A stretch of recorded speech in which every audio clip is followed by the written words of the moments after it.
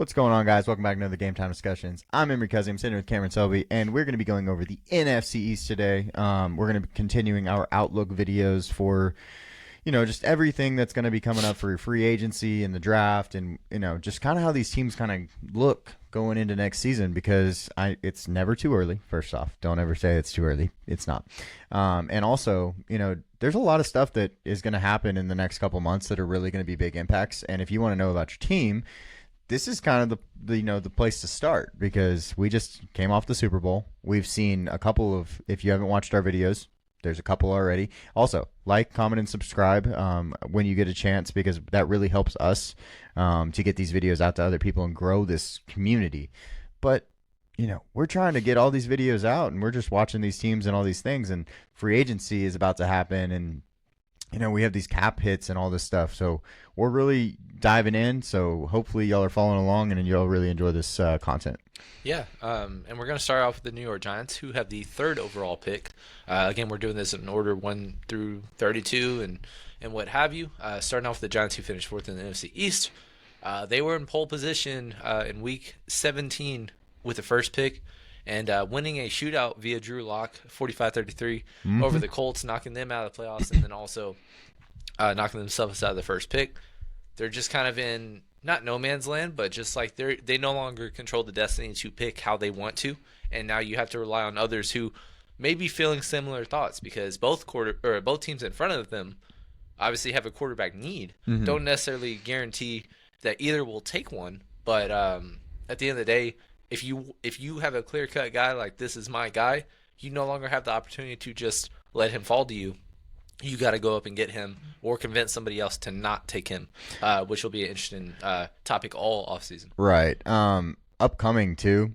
We're putting out our mock draft 1.0 and everything, and the Giants obviously are picking third, and we have quarterbacks going in the top 3. So you have to watch that video, but it changes based on who, because I think there's 2 options on how the draft goes. It's either defensive player and Travis Hunter, whatever you want him to be, and then quarterback to the Giants, and they get to pick their favorite quarterback, or it's quarterback, defensive player, quarterback. And now you don't get to pick. Now it's a toss-up. So you better hope Matthew Stafford is in your building if that's your guy. Otherwise, because he is a trade candidate right now for them. Right. Yeah, and at the end of the day, the mock that we did is going to be flipped upside down. Oh yeah, for sure. Based on this team, I think both of the teams in front of them are going to go one quarterback, and then the other one's going to go BPA, which we have Abdul Carter, or do we not? You got to check out the mock draft. But and the big board. Oh yeah, a lot to look forward to in the draft. But yeah, with the Giants, obviously there was a sore lack of moving the ball. They were bottom 3 offense in terms of scoring, in terms of total yardage. It was just a rough year, and this is coming off of 2 seasons ago where they just kind of were hanging out, surprising some people, and ended up with a wild card win 2 or 3 seasons ago now. And then Daniel Jones tore his ACL last year.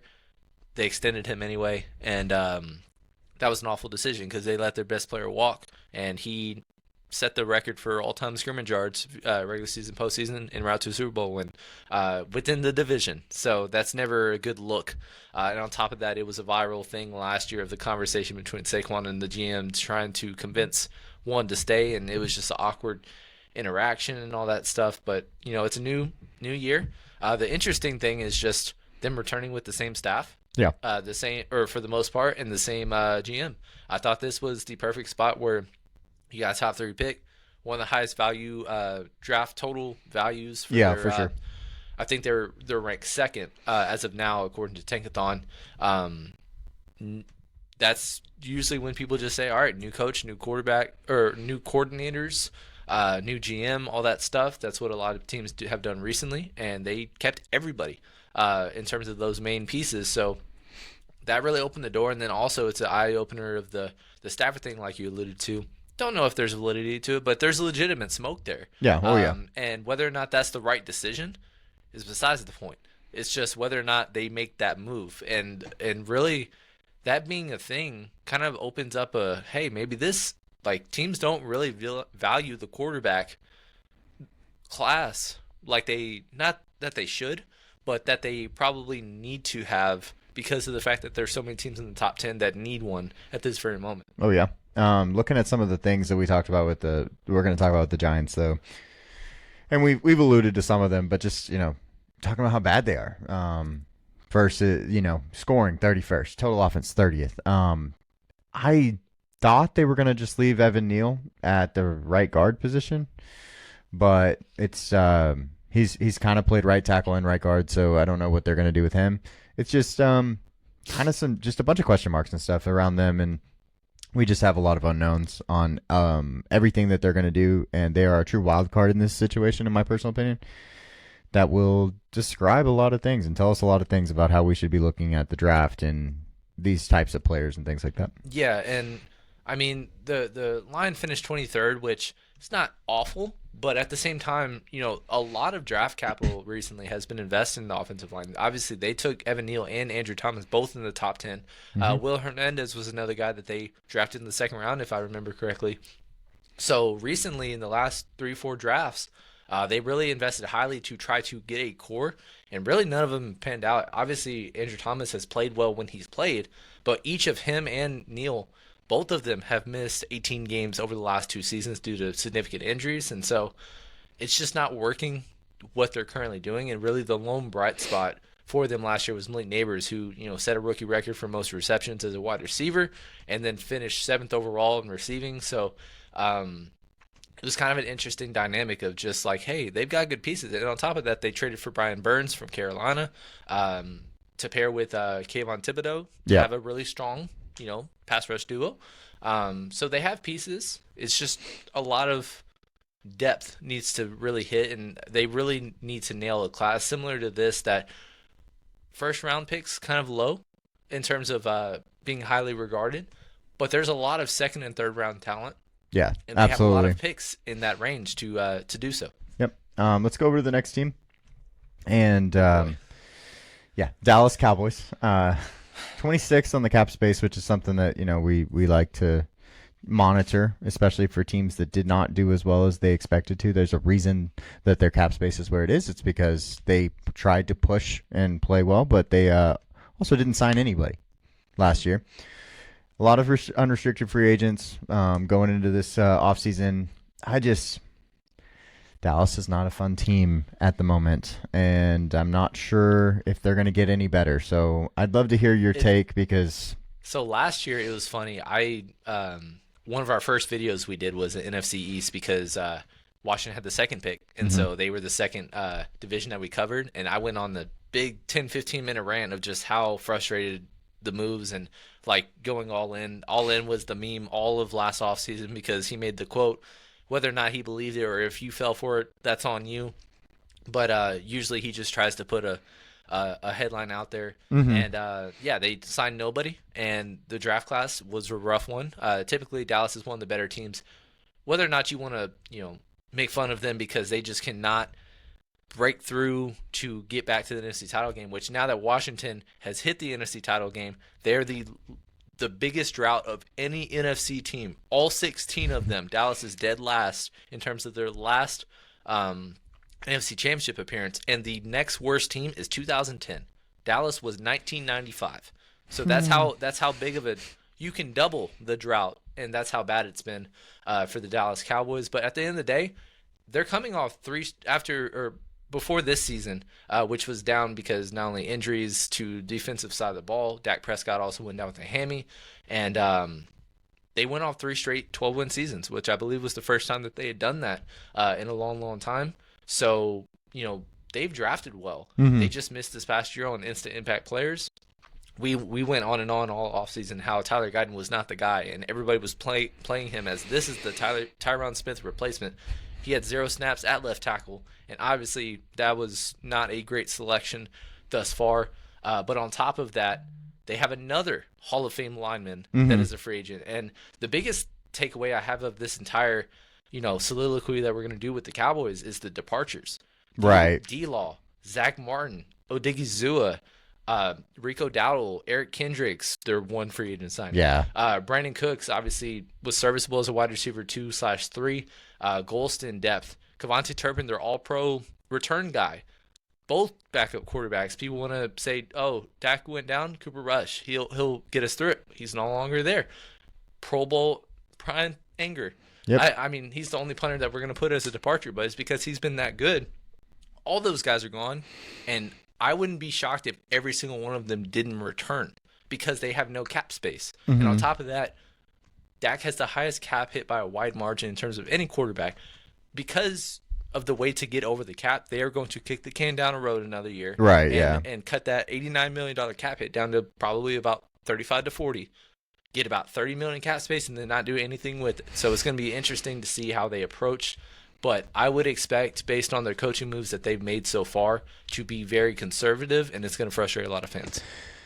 Oh, I know. Living in the south of Austin, being close enough to Dallas and tons of Dallas fans growing up and all this time and stuff, I've seen this before. Yeah. And that's the problem. Like, I've been a Raiders fan for a long time, and we had our issues with Al Davis. And Al Davis was a really good coach, or really good GM for a long time, and then he became older and got older and got older and never wanted to give it up, and I understand. Whatever. You want to believe and live in that pastime. Jerry's becoming the same as Al Davis, in my personal opinion. Decision-making wise, how he acts and does things, and I almost argue that it's a worse version of it because of the fact that it's a similar, like, a power struggle of just like, I want control of everything. Right. That's kind of what Al Davis's problem was. But Jerry Jones, on top of that, the sound bites. Mm-hmm. My hands don't get cramps writing checks, but every single guy that you extend, you do it a year late. Right. And then you overpay on good players, great contracts, or something of that nature, or lack aggression in free agency because stuff didn't work out in the past. And that was when they first were free agent destination way back when it first started. Mm-hmm. They were a hot destination. Obviously, Deion Sanders, one of the highlights of getting a third ring because they signed him. And but then they went through a stretch of just bad free agent signings. And then all of a sudden, in the last decade, they don't really approach it that way. And so a lot of people want to sign and play Madden and put these pieces here because no matter what, this guy's going to accept it if you hit the contract. I don't think really anybody desires to just be a Cowboy anymore. And that's the tough thing. It's really tough to watch it. It's frustrating. It feels like you're in a purgatory. Yeah, no, I get that. Like a lot of, and here's the thing, Cowboys fan base sometimes can get delusional in the respect of just like, oh yeah, like we can hang with everybody. And it's like, yes, you've been able to hang with everybody in the last 20 years. You have the 7th or 8th best record overall regular season wise. Right. But when it comes down to it, when you get into the playoffs, do you really have confidence that you're going to beat X team?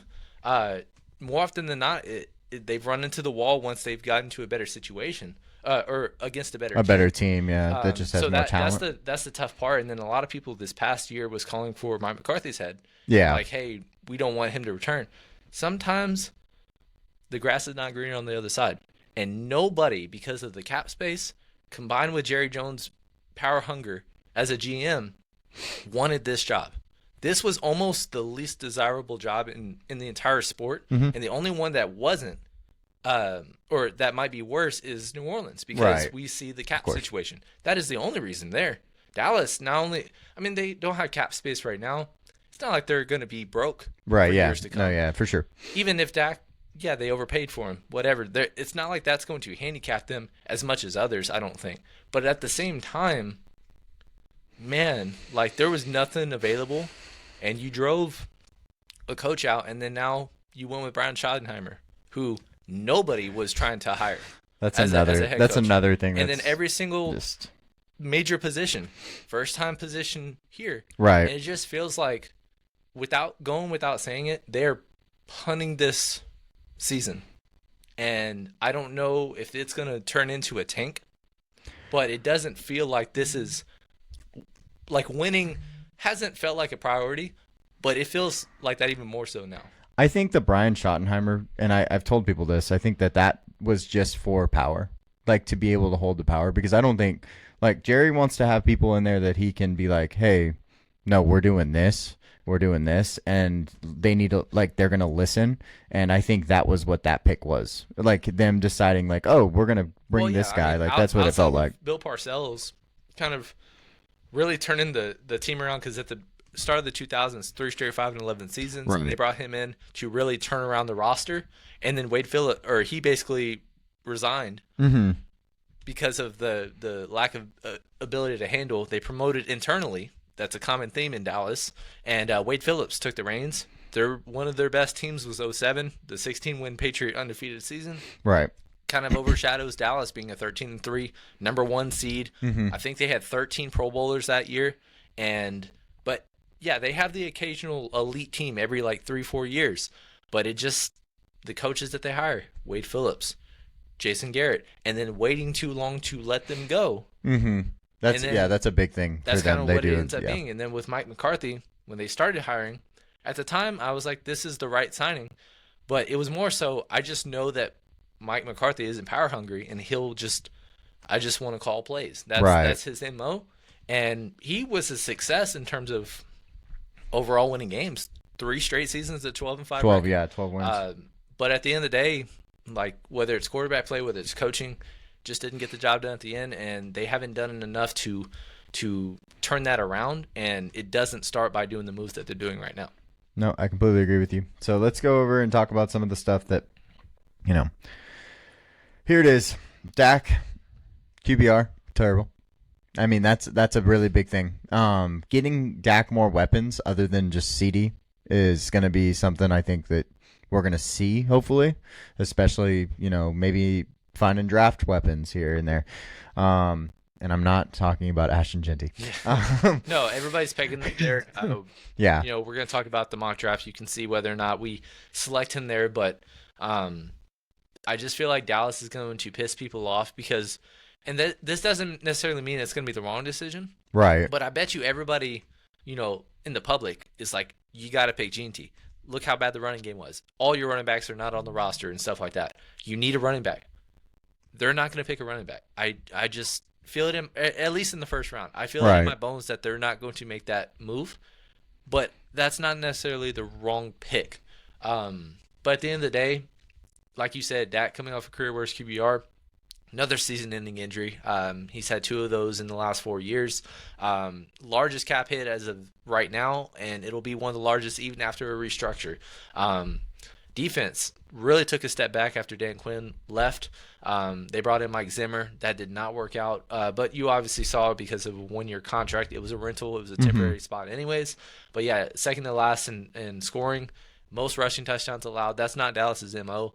And on top of the depth that they're losing at the defensive line, Odigizua and DeMarcus Lawrence, some of their best interior or run stoppers to begin with, Demarion Overshawn, likely out for the year because he had a basically almost all ligament knee injury in the back half of the season. Trayvon Diggs back, 2nd straight year, season-ending knee injury, and it doesn't sound like he'll miss significant time. But again, those really start piling up. Oh, yeah. And on top of that, it just doesn't have good vibes.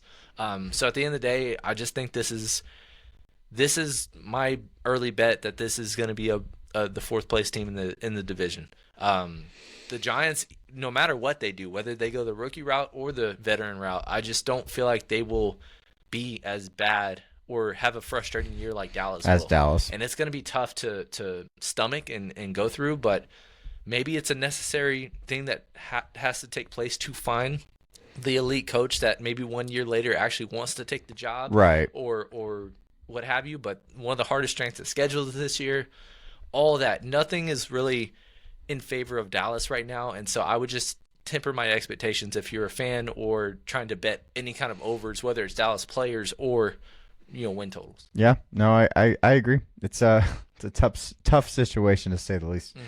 Let's go over to the next team. It's some not tough situations. Oh no, absolutely. One of the biggest turnarounds was the Washington Commanders, a very bright spot, one of the lowest win totals. Obviously, we talked about them having the 2nd pick last year, and they had the most cap space going into last year. Mm-hmm.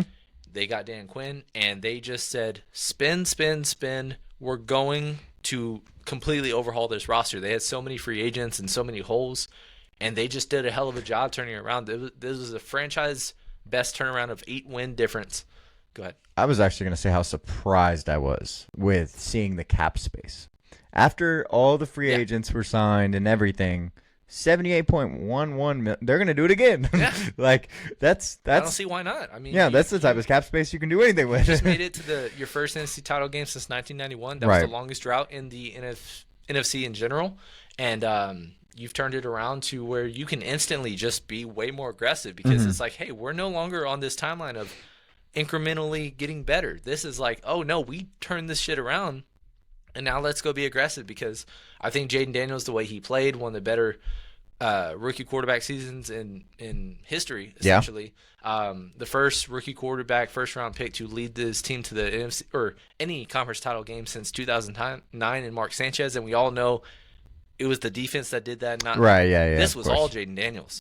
That was the biggest. And then on top of that, if you want to go a year back, Joe Flacco, a similar outlook. It was all the Ravens defense. All the Ravens defense, yeah. This was all, even though Washington, they massively improved their defense. They were dead last in scoring. Pass defense last year, they did improve. But this was just straight up Jaden Daniels just taking the rock once he got drafted there and saying, I don't care what's around me. Yeah. We're going to do well. And he had like a couple-week lull in the middle of the season, but he was almost flawless throughout the entire season and into the postseason. He had the number 1 QBR in the playoffs. I believe it. I believe that 100%. And, the fact that they got to play in the NFC Championship, which tells me that he was, his style and getting 55 dropped on him and blowing out the way they did. I don't care. You already won in how you played and achieved this season. And that's, again, with all the resources you have to move forward. Obviously, a couple of free agents that you got to find replacements for, but it's not like Bobby Wagner. He's in his prime anymore. Yeah. He just keeps on doing well. But if you did want to retain him because you do have a tie with Dan Quinn, maybe he wants to just finish his career there, he won't be expensive. Yeah. So that $78 million isn't going to go down that much. And then all these other guys, like, you can find upgrades if you didn't re-sign and go with them. So that's an exciting thing as a Washington fan for sure. No, yeah. If you're a Washington fan, you should be very excited, especially with that cap. They still have a solid amount of picks because they do have one from Miami and one from New Orleans in top 50, 150. They don't have a ton of holes. Like, it's a lot of good. It's like ways that, like, you can upgrade your roster basically anywhere. Yes. But if you didn't, it's like, okay, we're good. D-line's already, they've got young guys on the D-line. Oh, yeah. They're going to, I really like this team. I think the biggest position maybe that I would be like not a normal position to upgrade is maybe receiver. Yeah, because obviously they're pinning. Corner. I'm sorry, corner. Oh, I see. Sorry, wide receiver is the obvious one, is what I meant to say. But corner, I think, would be a position that you could upgrade because, Marshawn Lattimore adding something behind him. He did come in and he's kind of feels like a rental, even knowing I think he had a 2-year deal if I'm correct. They signed him to, or that he brought with him. He still has, yeah. So he might, getting a guy to be with him and stuff like that. But otherwise, it's just there's everybody on this team's good. The only one that I did want to mention, I do believe Sam Cosmi tore his ACL. Yeah, that's tough in the postseason. So he was one of their better offensive linemen. But again, Sam Cosmi's good. He's not. No, yeah, he's necessarily an all-pro. Yeah. Agreed. So I don't think that it's a massive loss. And guess what? Go get Trey Smith. Sure. Just do it. You have money. Why not? Those kinds of things are all on the table, and it's not like I would be shocked if how we viewed Houston, how they just basically the same scenario where they were a top pick, and then all of a sudden turned it around. And then this next offseason, they have all the cap space. They won the offseason last year for us. Now, Houston had some injuries and then also had took a step back offensively in terms of play calling, and C.J. Stroud did not take a leap like a lot of people thought he would. Washington, basically the same exact boat. Cap space, turnaround season, 12 wins, and all of a sudden, one of the most attractive places to play. Yep. At least with this, NFC is not as strong, so it's unfortunate you're in the reigning Super Bowl champs division, but at the same time, you came back and won on them late in the season. You actually had success before Jaden Daniels came into play and would always sneakily upset Philly. Push them, So it's not like Philly's always had your number. So I feel really good about where Washington is, and they should be one of the dark horse teams going into next year.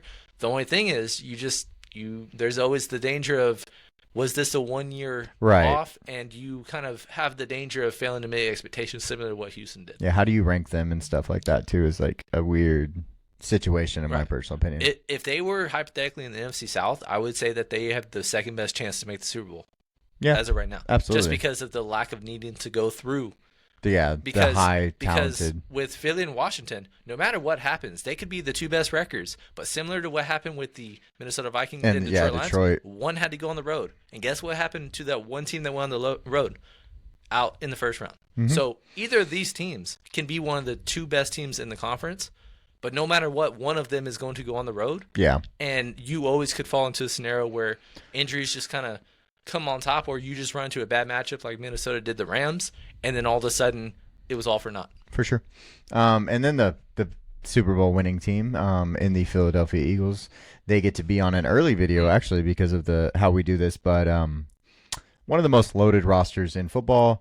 Guys that we have to talk about retaining. There's actually some good names that we're looking at down there. I actually really like Zach Bond, of course. Josh Sweat had a good year. Brandon Graham is going to retire, but he is a all-timer. Mekhi Becton, resurgence at the right guard position. Absolutely loved that for him because it's hard. So I believe in moving, when you have a offensive lineman that's struggling, put him in at guard and letting him try that out, because a lot of the times it's not the problem of, them being able to run block and stuff like that. It's being able to stop pass rushers and stuff like that. So Mekhi Becton. But Milton Williams, man, he absolutely is a stud, and I really like Milton Williams. I hope they bring him back because and they don't really have to, but if they can, I really like Milton Williams. I think he's a absolute dog in there. So a lot of good guys on the team already, though, of course, too. Yeah, and they did it all right, and they never fell apart. It feels like in the last 4 or so years, they've only really beat themselves. Yeah. When it's come down to things. And you can go all the way back to when they beat and upset the Patriots. The following season, having just as good of a roster, but then this time Wentz is back. But then he gets hurt again. But it's like, oh, well, we got Nick Foles. And then just kind of falling short. It feels like they just kind of have a history of when you make the Super Bowl, having the hangover the following year. Obviously, it took a while for it in 2023 to take place because they had a 10-0 record after 10 weeks. But we all saw what happened. Yeah. Losing 6 of 7, and the way that they were losing games against who they were losing to, and then getting trounced in the playoffs, and it felt like there was no effort. Mm-hmm. And that was the biggest question with Philly, was just like, do y'all want this or do you not? Yeah. Do you want to become something special? And they were aggressive this offseason. They went and got Saquon Barkley, took him from the Giants, their rivals, and they just kind of went all in on this roster, and it paid off in a big way. They won 16 of the final 17 games, and 8 of them were by at least 14 points. So they absolutely put a statement on a lot of the important games, and it was just crazy to watch, honestly. Yep. They're good everywhere. Yeah. That's the thing. A lot of biggest needs. We're going to have about 5 positions. Yeah. I could only find 3. And guess what? Despite Mekhi Becton being a free agent, and who knows, maybe they let him walk and he earned a nice payday somewhere. 3 straight seasons they have been the number 1 offensive line in football, according to PFF. And every year they've had to swap out somebody. Yeah. Whether Jason Kelce retiring, now Mekhi Becton, they're going to be fine. Oh yeah. Whoever they put there, even if they don't address it and it's a backup, they'll still be a top 1 offensive. I don't even want to go below 1. Yeah. Because of how consistent they've been. It's just another year of age, and maybe injuries catch up, and some of the guys go down, and you don't have the depth. But it's as good as it can be. DB was the biggest weakness on this entire team in 2023 when they did have their collapse. They became one of the worst pass defenses when we were playing fantasy. We were targeting Philly because they just were giving up everything. Mm-hmm. And they went back-to-back corner last year and picked our 2 favorite corners in the entire class. 1-2 in terms of 1-3. 1-3. Okay. Well, my 1-2. I love Cooper DeJean, and you did too. But Quinyon Mitchell, and then the ability to have Cooper DeJean available at 40 is insane. Ridiculous. And obviously both of them paid off in big ways. Quinyon Mitchell had a game-sealing pick late in the season, and then Cooper DeJean on his birthday in the Super Bowl pick 6 First time. really open the door for the team. And then you get guys like Zach Bond, who just flailed out in New Orleans, having an all-pro season. Josh Sweat, we talked about how he was our defensive MVP of the Super Bowl. He had 2.5 sacks. Brandon Graham's been a long-time stay, but guess what? He was out most of the year, so they were winning in spite of him. Right. Not being there. Milton Williams, like you said, is really strong, but they got Jalen Carter and Jordan Davis. I think they'll be all right even if he leaves. So there's not much to fix or address on this team, and it's all going to come down to how they respond to now expectation is there. Mm-hmm. Can you turn it into something again, or are you going to kind of flame out a little bit? Yeah, I think a good just to add to just like guys to get in, maybe drafting a young right tackle would be good, because I think Lane Johnson being almost 35 years old is a situation that maybe we should, kind of the Trent Williams effect. Like, hey, let's get somebody that can be behind him and learn and, maybe play guard for a little while and then move back out there. Well, he's still trucking along. Yeah, he's fifth. Yeah. Fifth offensive tackle this year. No sacks allowed this year. Yep, he's a stud. It's not that. It's just maybe that's something you could do. Replacing Jahan Dotson with somebody. Sure. Sure. I saw the reason I only put 3, and I laughed a little bit because NFL.com has 5 just for everybody, every team. And they put receiver, and I just laughed because it's like, bro, they got Devontae Smith and AJ Brown. Like they're good. The only reason that the only way that they need a receiver is AJ Brown throwing a fit in spite of a Super Bowl and getting traded away. But now that they've had success, right? And they didn't end with a dud, and he had success, and he was a part of that success. I don't think he'll force his way out, at least this year. Yeah. So, they have no holes, essentially, and so basically it's coming down to if they can beat themselves or not. But there's good teams in the NFC at the top that can dethrone them and match up well against them. We just need to see that late in the season. And Philly, they have one of the hardest strengths of schedule. NFC East, everybody in the top 7 in terms of strength of schedule. I think Philly is number 4 overall. So they're going to play a lot of playoff teams, a lot of good teams.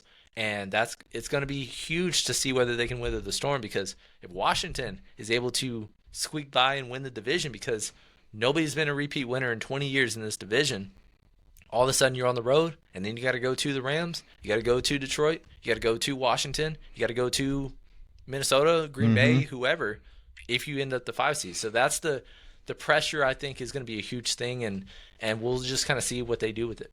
Yep, absolutely. But let me go over to this page real quick. I think we kind of covered everything. Yeah, everything is. Yeah, we kind of talked about it all. They are losing Kellen Moore, but Jalen Hurts has had a rotation of multiple offensive coordinators and yeah. It's been okay and fine.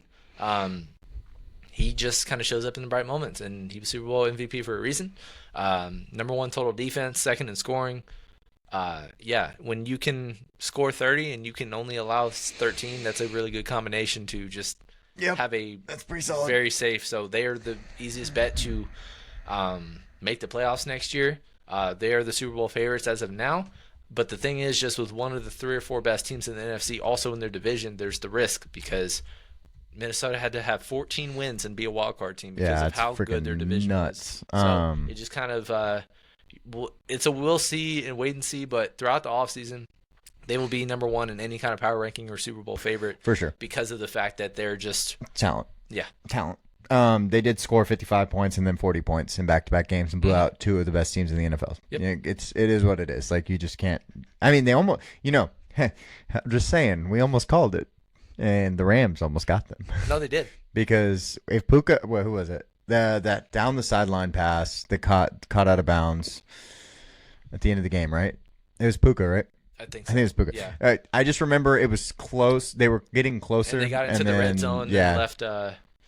It was Jalen Carter unblocked, and that's right. Yes. Fourth down, fourth down. Just kind of had to force it into the end zone. Is what it is, but I mean, could have been.